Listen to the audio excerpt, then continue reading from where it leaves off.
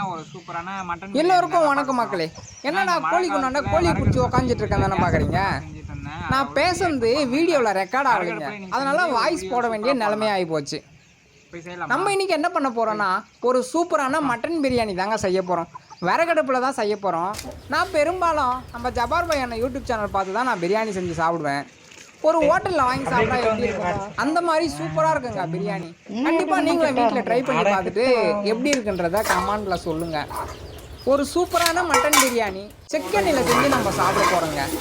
உங்களுக்கு செக்கெண்ணை வேணும்னா நான் ஷாப்போட டீட்டெயில் வந்து கமெண்டில் பின் பண்ணியிருக்கேன்.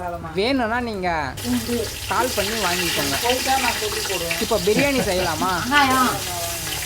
வெங்காயம், தக்காளி, புதினா, கொத்தமல்லி, பச்சை மிளகா, கலக்கு வராங்க.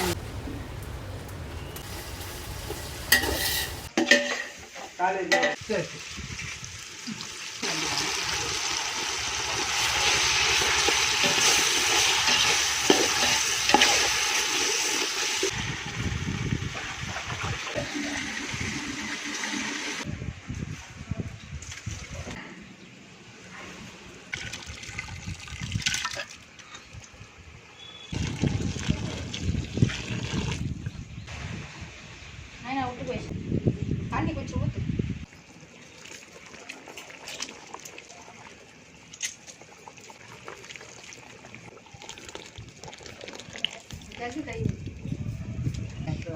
நான் பேச மாட்டேன், கம்மிடுறேன். அட பேசு, அப்படியே கிட்ட வந்து இதை காட்டு சொல்கிறேன். அப்படியே ஜம்முன்னு ஒரு நல்லா கிட்ட வந்து இன்னும் எப்படி இன்னும் கிட்ட வர முடியும்? அட கிட்ட வாங்க.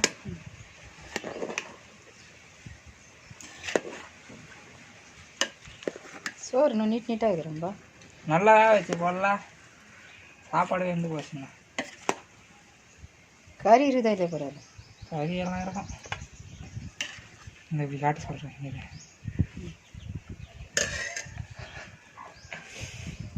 நல்லா சந்தியாமாக்குறோம். ஏன் கூப்பிட்றாங்க?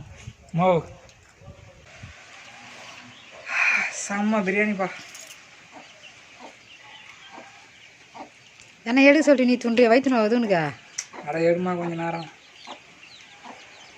நீங்களும் கண்டிப்பாக இதே மாதிரி உங்கள் வீட்டில் ட்ரை பண்ணி பாருங்கள். செம்மையாக வரும் மட்டன் பிரியாணி.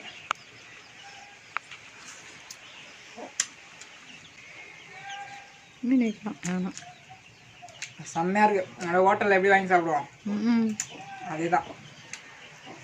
நீங்கள் வேறு ஊன் சொல்லி போடுறோம்மா. நான் சூப்பராக இருக்குதுன்னு. சூப்பராக இருக்குதா? செம்மையாக இருக்குன்னு நீ சாப்பிட்ற நான் பார்த்துங்கிறேன். எனக்கு வயிறு வேறு வயிறு போய் ராத்திரிக்கு அப்புறம் கொஞ்சம் கூட